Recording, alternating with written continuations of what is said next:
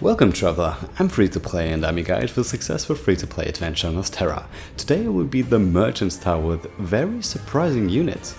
This was the very first time I didn't feel offended by the new release of a tower since we already have Serna, so I can't complain this time. And she will also be very important later on, so let's get right into it, shall we? I'll get inspiration for the upcoming EX fights and the normal ones, and I tried to get as much weaknesses out as possible, but I equipped the wrong skills on Cecily, so it didn't work like I wanted to, but it doesn't really matter because I go in with every elemental attack as I can before one of them is going to go down. And I was suggesting that the younger brother has not as much SP as the other one. And with this suggestion, it was really hard for the upcoming battle to have the right strategy in mind. But near the end of the video, I will show you exactly how I will deal with this fight, because I got around of this misconception here. So this little piece of information won't matter to you, because when the younger brother is gone, the older one will get so hard hitting afterwards, and you don't want that to happen, and that's why we go vice versa and go for the older brother first. But let's go into the first sections of the EX battles. The first one shouldn't be any problem for you at all. It has a spare weakness and a thunder, as you can see here. Roland is a big help every time, and I suggested I need a taunt here, but yeah, well, not this time. Also it inflicts poison. This little tiger here does also inflict a status ailment, and it is sleep. So if your taunter is really slow, you can't protect against all the other attacks. But yeah, those attacks are very lame too. So let's get into the EX3 one.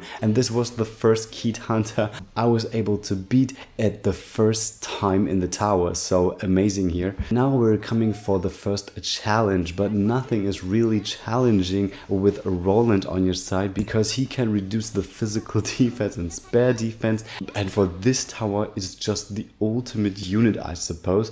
You have to get rid of the small crab first so that you can reduce a few more shields on the other one. I didn't find any other weaknesses here on the bigger crab, so I would just like, okay, all my attacks are just directed onto the smaller one, and then it will be fine here. The big crab can inflict, can switch, and I don't know what of an aura attack is coming here, because I was a bit afraid, but then there comes only this little double attack here. So it is not really necessary to be any afraid here, and just, yeah, do all your best attacks you can. So this battle won't be any problem for you guys either, but this one can be, and I will show you exactly how I got into this battle. So the first thing we want to do is to weaken everybody, of course, and to get the shield up here so that GLpYh will go to 30% of physical defense. And now we have trouble because he's at the red bar right now, but we have 9S who can repair, and with that fortune lance I gave him, GLpYh will be at full health afterwards. He has to provoke again because the younger brother get rid of the taunt after every turn, and that's why you need to provoke every turn. And as you can see, we're in the red bar again, so this will be our loop here. We're going for the older brother all the time, going to increase the HP on GLpYh and strengthening his defenses, and when the shields on the older brother are weakened very much, I'm going all out on the older brother so that I can take care of the younger brother afterwards. The winning shot doesn't provoke, and that's why 9S got killed almost, and that's why I had to go for the Holy Lament, and afterwards I'm going for the Desperate Resolve again so that 9S won't be attacked all the way. So having a second tank on the turn where you're going for GLpYh's ultimate would be a great idea here. I didn't go for it and I was lucky, but I won't be in the next turns, and that's why I needed rush a bit, but you will see it in the next turns. Okay, we're going for the last shields here on the older brother, and you can see his HP bar is almost down to a third, and that's why I decided decided to go all out now,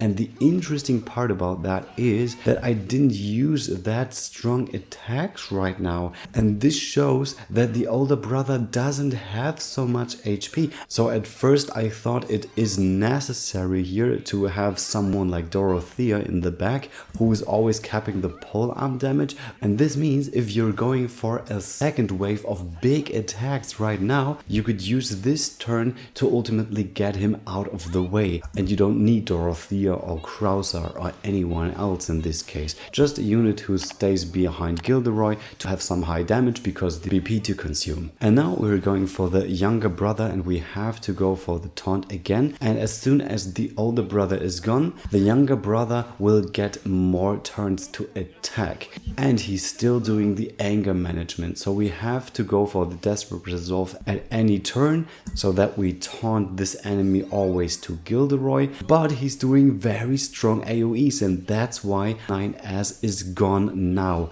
But as you can see now, you have now the capability of decreasing his shields a lot better because the older brother is gone now, and now you can go for his shields, and he has only 20 shields, which you can get rid of very fast. And I didn't mention it before, but Cerna's attack have also the chance to decrease the polearm resistance on the passive level, which the attacks of Roland does too. So these will sum up to a polearm resistance down of like 25%, which is really huge. And you can see here he's on the red bar right now, and with so less shields here, his little ice attacks won't do a thing.